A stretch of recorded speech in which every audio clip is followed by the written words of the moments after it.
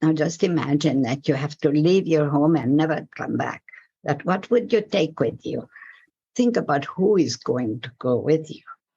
Helen Mary Szablya and her family fled their home country of Hungary and its communist regime in a harrowing journey under the cover of night in 1956. They traveled to Austria, Canada, and then to Pullman, Washington, where Helen received a degree, her husband John was an engineering professor, and they raised their family.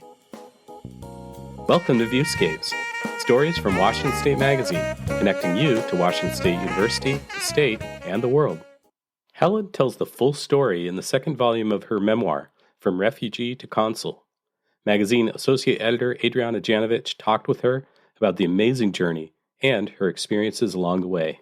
I am Helen Mary Szablya, the Honorary Consul General Emerita of Hungary in Washington, Oregon, and Idaho.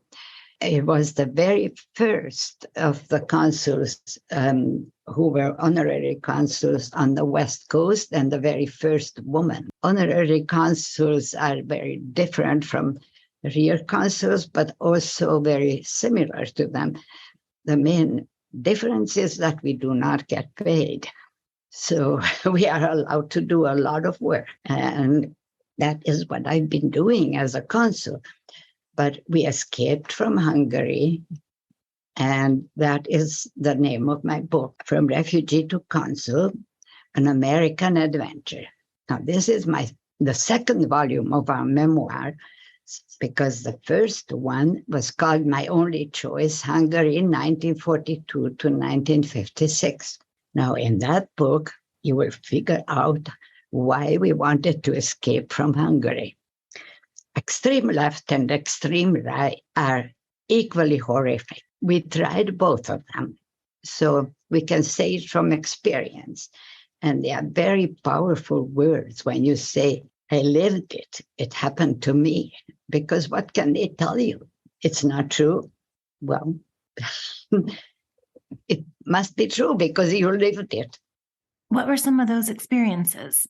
When we were in Hungary, the Germans first ran over Hungary twice and occupied Hungary, even though Hungary was fighting on the side of the Germans during the Second World War. They still had to occupy Hungary in order to try to deport the Jews and do all kinds of things that the Nazis wanted. So I was 10 years old when the siege of Budapest happened, which was 52 days long, and we had no water, no electricity, no telephone, but we had very cold weather, and so we had snow, and that's very good because you can eat and drink snow, and you can wash yourself in snow. You can do lots of things with snow. When the Nazis, well, they didn't leave, the Soviets came in, and the Nazis left. But they left because I don't think too many of them were left after the siege was over. When the Soviets were taking over, that was in 1948, and then they were trying to do the extreme left. Between 45 and 48, we were really hoping that we are going to have self-determination and we can have free elections. And we did have elections, but the elections were not to the communists' liking, and therefore they took over the government. And they could do because they had the Soviet machine guns. That is why we really understand the Ukrainians, and there are lots of Ukrainian refugees in Hungary. The problem is also that part of Ukraine used to be Hungary before, and so there are minorities there. They were not treating the Hungarian minorities very nicely, so there is a lot of controversy about that in Hungary. But we are very much helping those who are trying to fight for their freedom, because that's what exactly we were doing in 1956 when communism was so bad that people couldn't tolerate it anymore. And what was happening under communism? Well, one of the things that was happening under communism was that they nationalized all the businesses, they nationalized the schools.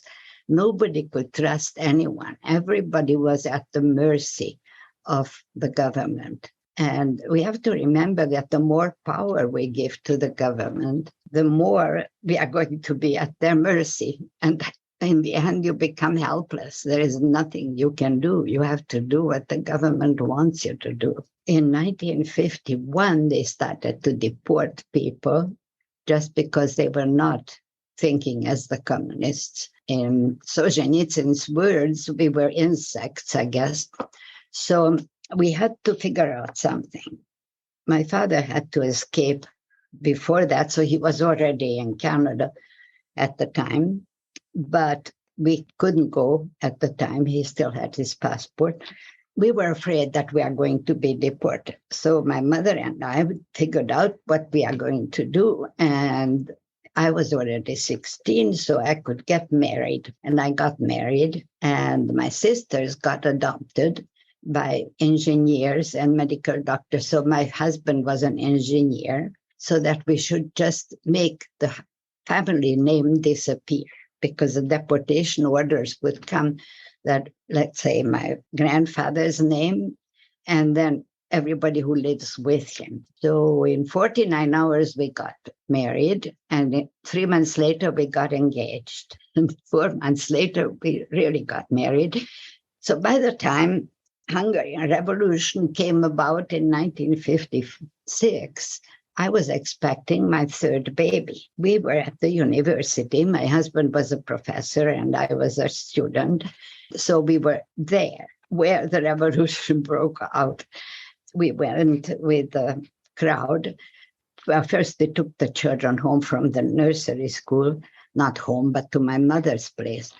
And we went to the parliament because we wanted to show our solidarity with the revolution. It was not a revolution. It was a peaceful protest to help the Polish workers who were just having a strike, I think, in Gdansk. And so we were trying to help them. But then when we got to the radio building and they wanted to read the 16 points that we came up with, then the shooting started. And what did you do? Now, very luckily, just before that started, we went home with the children. That was the last bus that left Budapest to where we lived. We lived, well, about half an hour bus ride away from there. One of our children was born during that revolution. It was a very interesting revolution because it was the very first one that where people were trying to revolt against the Soviet Union, basically. And then suddenly they have like that huge country against them. But the Soviets didn't really know what in the world to do at first. We were fighting, and they were constantly saying that they are going to let people go if they just put down their guns. And of course, we didn't have any guns. When they started shooting, we were throwing bricks and things like that because there wasn't anything else. But then the army gave us their guns. And really, everybody in Hungary was for the revolution. There was not one person, not even the communists, who said they did not want it. They wanted the Soviets to leave and then have fair elections. That was wonderful to have the country so united. We all know that what happened was that the Soviets came back and crushed the revolution after 4 glorious days of freedom. During those 4 glorious days of freedom, we had 28 newspapers come out. We had all the parties starting to organize, and we went through the city because we wanted to see what's going on. It was dangerous, but we tried to be careful. If there was shooting, we didn't go in that street. So then a baby was born on November 15th, we were trying to escape because by that time everybody in Hungary saw that really we can't do anything about it. So we didn't exactly know what to do, but my father did send somebody with a truck. That was our first attempt. At that time, the baby was 10 days old, and we had a 2.5-year-old and a 4-year-old. And we went towards the border, but we couldn't reach the border. So they sent us back. So we went on a different route. And on the different route, we finally ran into a Soviet tank.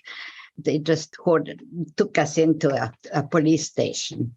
Well, they had one room that was heated, and that's where they put all the kids and the people who had kids. After that, they took us back to Budapest. And then we started out again because we didn't want to give up because we knew that our background was such that we cannot succeed in that country. How did your family make it across the border? We were thinking of what in the world we could do. And finally, we made ourselves papers at the university. My husband was a professor, and he had access to the papers. So he gave himself an order to go to the border. There was a university, a forestry university, that he should take over the department there because people escaped. We didn't know if that was true. But people who knew the Chopin people said that, oh, they will accept you. So we just made it. And I translated it into Russian because by that time, everybody in Hungary had to learn Russian. When I was in high school, they switched to Russian. For all the foreign languages, they switched them to Russian. That time, we made it. But it was a long trip. Because when we got to the border, we had to wait 2.5 days and keep the baby quiet and all the other kids quiet because we were staying at a retired railroad people's place. There, of course, if you had a baby cry, then obviously that was not an old person. They would have noticed. After 2.5 days, when our landlord went out to arrange with the guards on how we are going to escape, he came back to get us, and we went after him. We followed him in the forest. It was really scary, because we didn't know if we were going to get caught again. Twice we were already caught. We got to the border.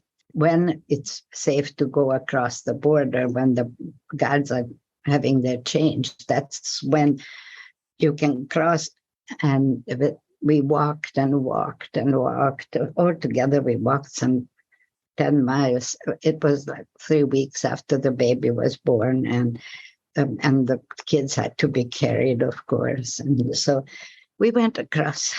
Suddenly, my husband was over there already, and I was just getting after him. And I felt like I was going to throw away my coat. I was so hot, I fell a few times. And finally, I was just running the last few steps, and I got over into his arms, and our daughter just hugged our knees because she was so happy she was so happy because she saw that we are crying, so she was crying too.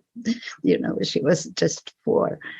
It was like heaven because suddenly we were free. And this is where the first book ends. And this is where the second book starts. My only choice was God and freedom. Now just imagine that you have to leave your home and never come back. That what would you take with you? Think about who is going to go with you, because you may want to throw away everything that you are carrying and carry that person. So when we arrived, we had 6 diapers and 3 kids.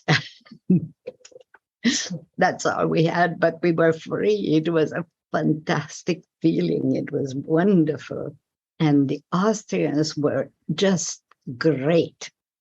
They were right there, and they caught us and they gave us food, and and drink, and they were just celebrating and that was the night when 130,000 refugees came across the border.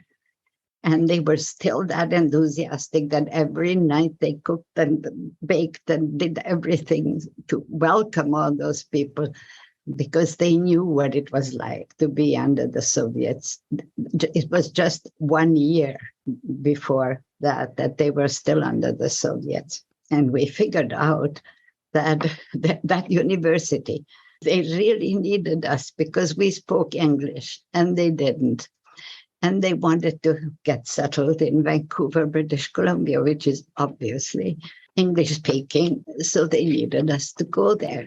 It was a fantastic experience, of course. And we went through the Atlantic Ocean in a worst storm. It went way above our cruise ship.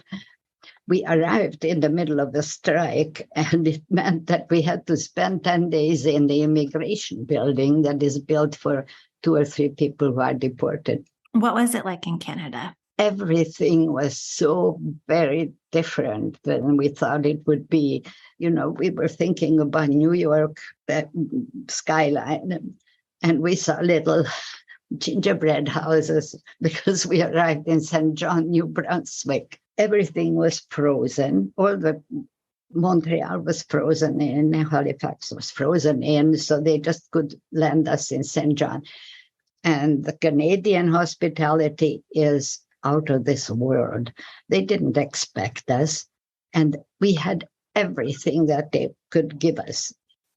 It was a difficult thing for us to make people understand that communism is as bad as Nazism, because what they had to realize suddenly that they were fighting on the side of communism.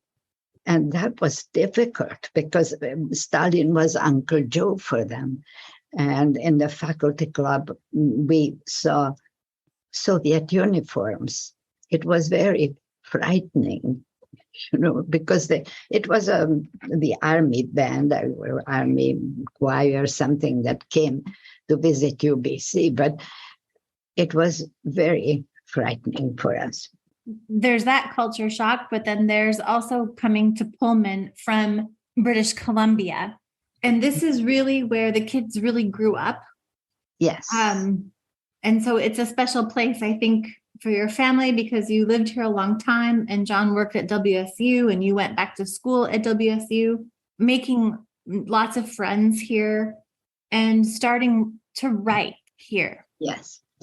Now, I didn't dare to write until I knew that my sister was safe. My sister escaped through Ethiopia. That's a different story. But they did make it out. So that's when I started to write. We met the head of research, Dr. Greenfield, at WSU in Seattle. There was a conference.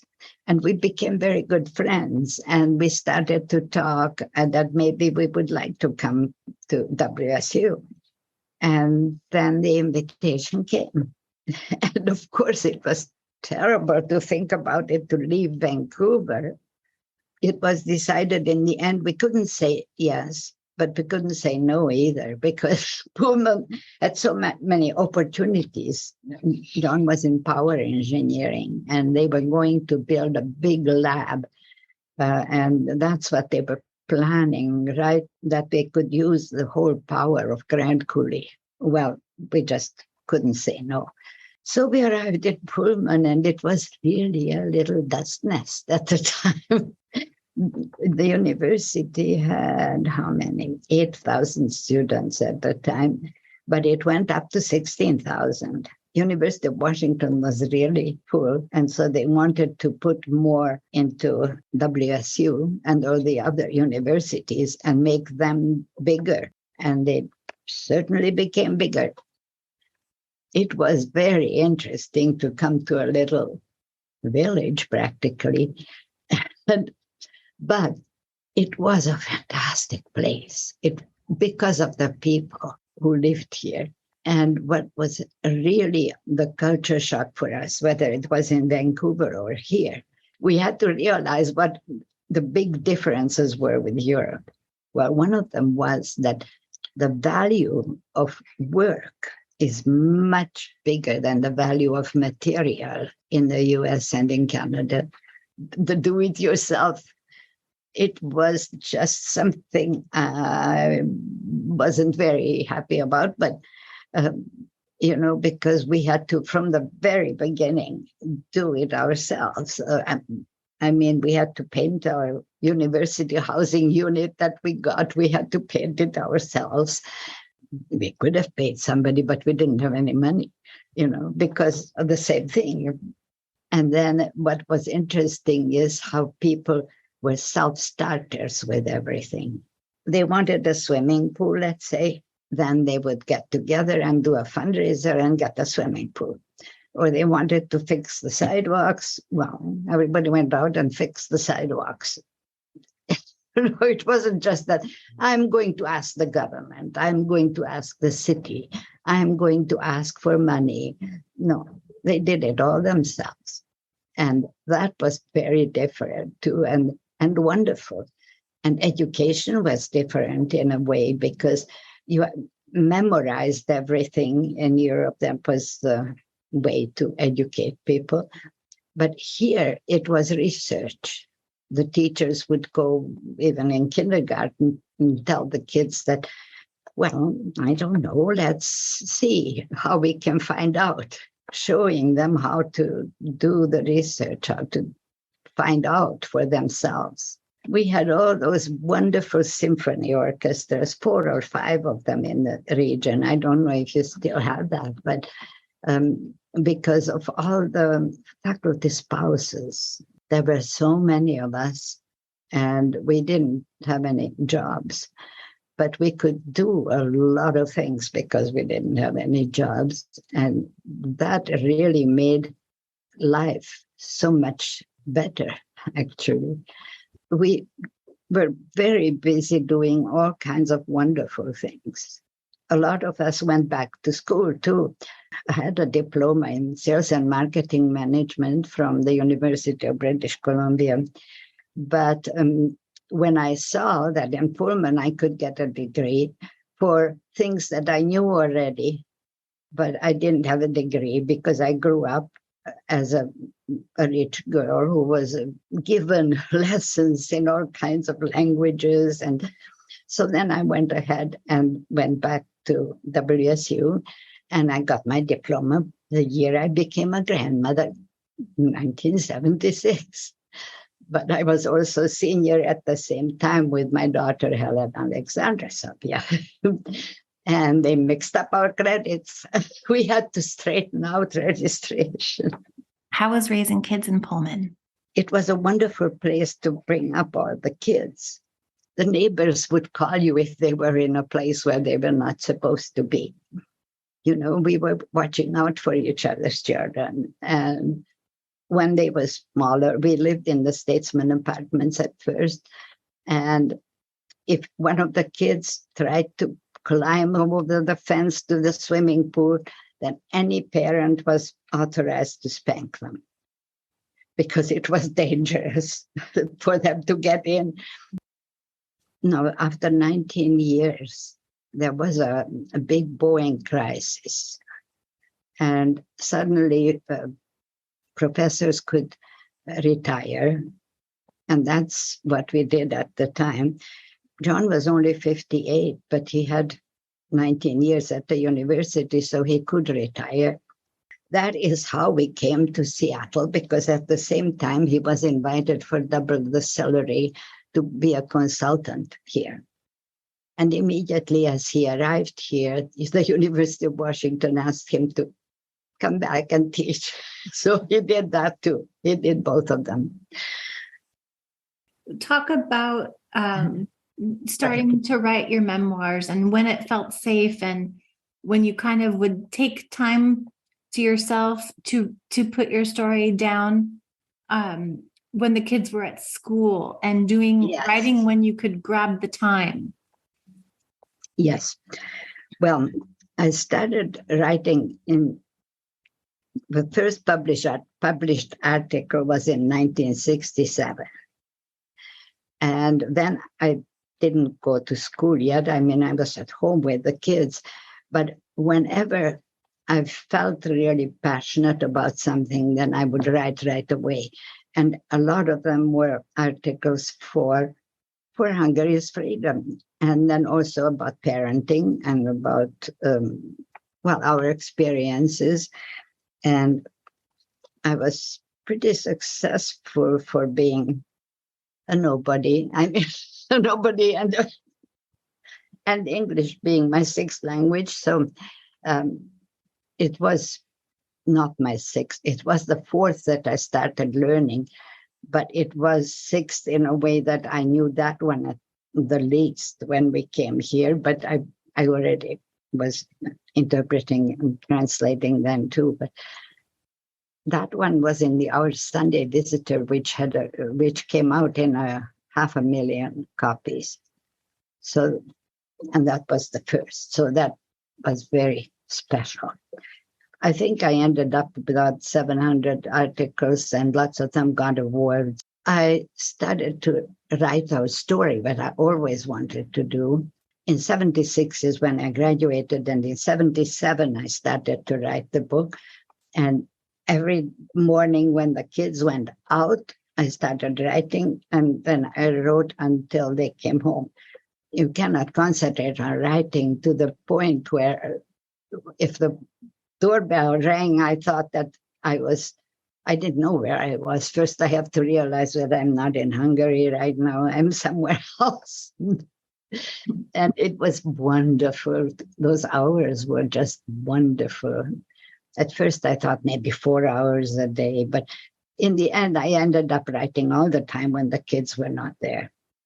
And then when I finished the book, we also went to 2 sabbaticals, one to Trinidad and one to Germany. And that was a really interesting experience too. And of course, I was writing there too all the time. Then let's skip ahead a little bit and talk about becoming the consul and some of your most favorite projects that you worked on in that role, or some of the responsibilities or things that you did in that role that you are most proud of. First of all, Hungary suddenly became free, and it really was kind of sudden. In 1989, we went to a conference in Cleveland. There we found out that Hungary declared that they are not a People's Republic anymore, but a republic. And that next March, they had free elections. And we couldn't go back and didn't want to go back until then. But then when it was time, then we went back. I mean, I went back. John didn't have any more holidays. So I went by myself because I wanted to know if we can get anything back from our businesses. You know, we had a chain of drugstores and we were manufacturing. I went back and it was terrible.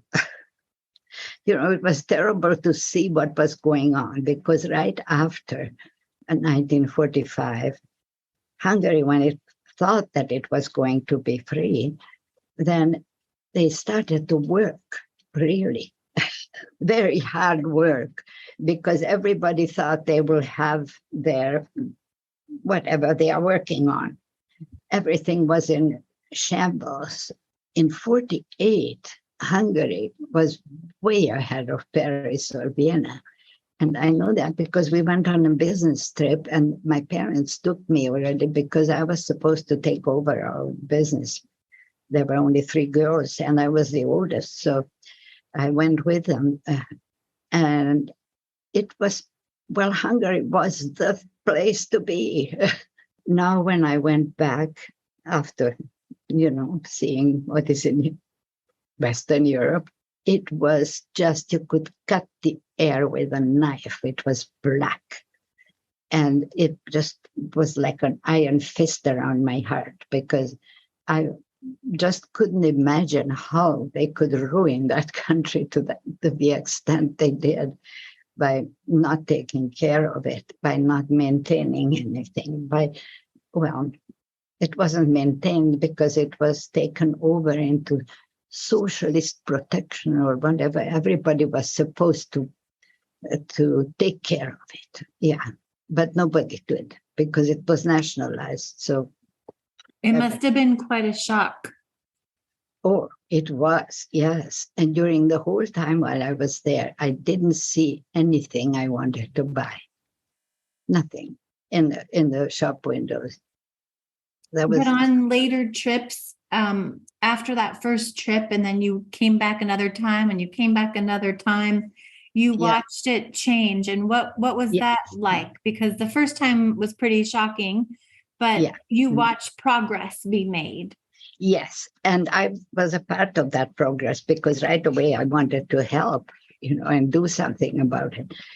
When I came back next year with my husband, that it was 1,000% better because what the Hungarians did, they have very good brains, lots of Nobel Prize winners.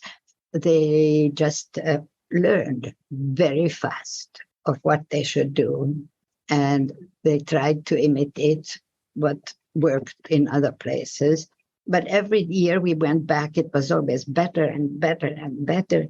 Immediately, my husband and I were thinking about what we could do. The first thing I did was I started a newsletter, Hungary International, to explain to American business people how to do business in Hungary.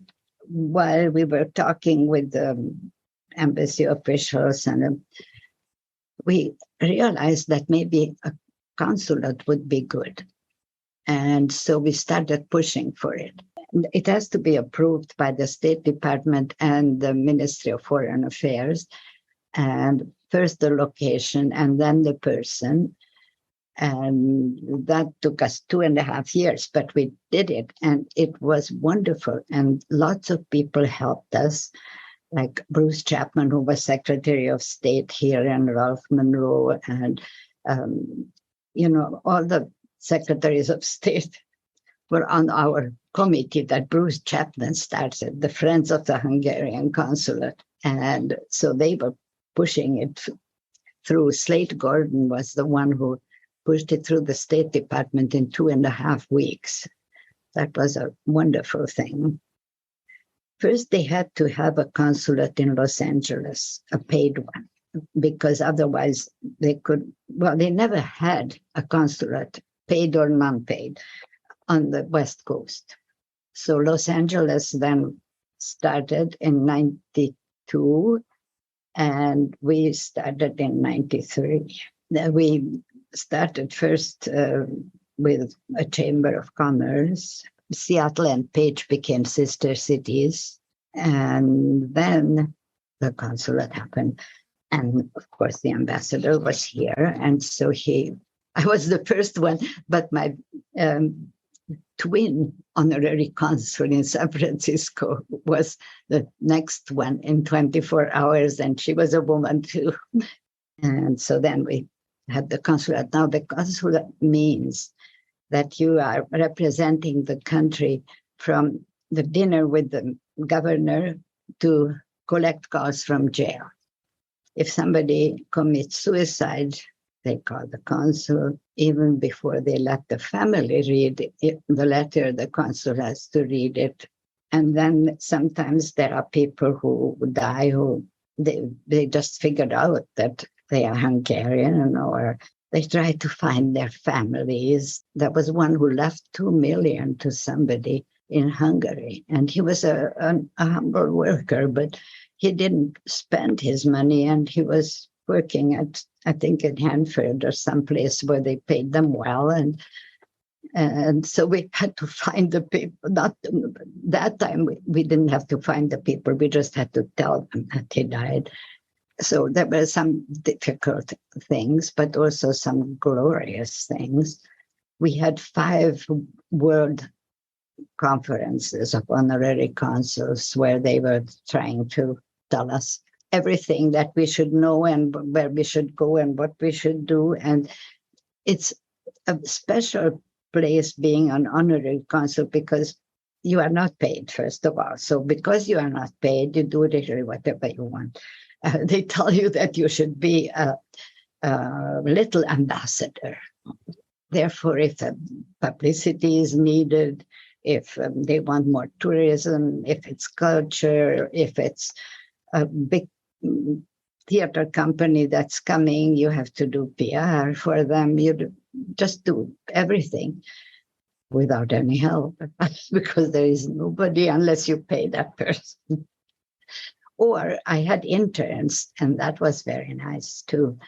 It's a wonderful feeling, but it's almost like being the mother of the Hungarian community, because people are coming with all kinds of things and with photos that, what do you think, what kind of a uniform is that? And how could I find out about that grandfather? Or now when you were doing this work all out of your home office, they didn't give you money or a stipend or an office someplace? No.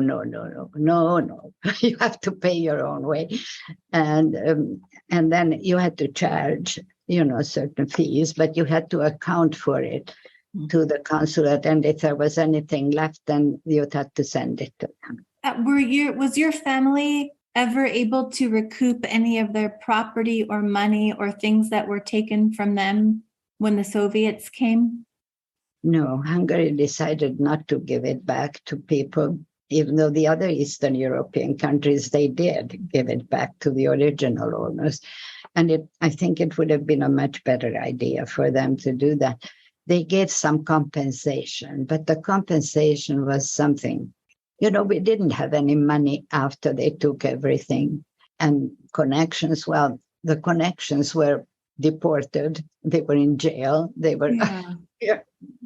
So, and when you say deported, you mean like deported to like Siberia, right? To a gulag or something like that. It wasn't Siberia. No, this was different deportation in 1951. They were trying to get rid of all the people who would talk to tourists or would give information to anybody, or who just were not communist, And so, especially if they wanted a certain apartment and a person lived in that apartment, and then they would just deport them because they wanted the apartment, So where did they send them? That's it. They did send them in these cattle cars, just like they did with the Jewish people, and they didn't know where they are going to take them. And it didn't matter if you were Jewish or not. If you were Jewish, you were deported just as well. So where did people get sent? Where they got sent to little villages and put into houses of rich peasants. Well, rich peasant is 40 acres of land for wheat or 15 for vineyard. Then they would put the people in the most inconvenient place for the peasant, usually not in the middle of his house, but in his pigsty, and then they could move around 1.5 mile circle within that, but they couldn't move out no matter what happened. It didn't matter if they were sick or anything, they couldn't move out there. They had special camps for people who were very special. Like one of our ambassadors was deported to that camp when he was like 4 or 5 years old. That was in barns in Hortobágy, and they were surrounded by barbed wire and everything. So those were the worst ones. Now, there is a book called Banished Families by Zsuzsa Hantó. In that one, she wrote down these stories, and not just the stories, but she also has a CD in it with the names of all the people who were deported from Budapest. And then they were not allowed to ever come back to their home. Well, everything was taken. It's amazing to me, the story in the book about you getting to be reunited with those paintings. Yes, we were reunited with a lot of the paintings because our parents came later. Well, not my father was already here, but my mother also came. And she brought my grandparents' paintings. Many, many other paintings came out with John's parents, who were artists. And so they brought a lot of paintings with them. And now there the connections worked because they knew the people who were evaluating the pictures. And so they just said it's a falsification. And that's how they could bring it out. You've written these very thorough volumes for your kids and your grandkids and your great grandkids, but really anybody with an interest at all. What do you hope people remember about your life story or remember from the book? That freedom is very important, and you will have to do everything in order to remain free. Whether it's extreme right or extreme left, it's equally horrible. And when they take everything from you, what you have left is love and your knowledge and your memories. Thanks for listening. You can read a review of Helen's memoir in the spring 2023 issue of the magazine, and many more stories at magazine.wsu.edu. Our music is by WSU Emeritus Professor Greg Yazanitsky.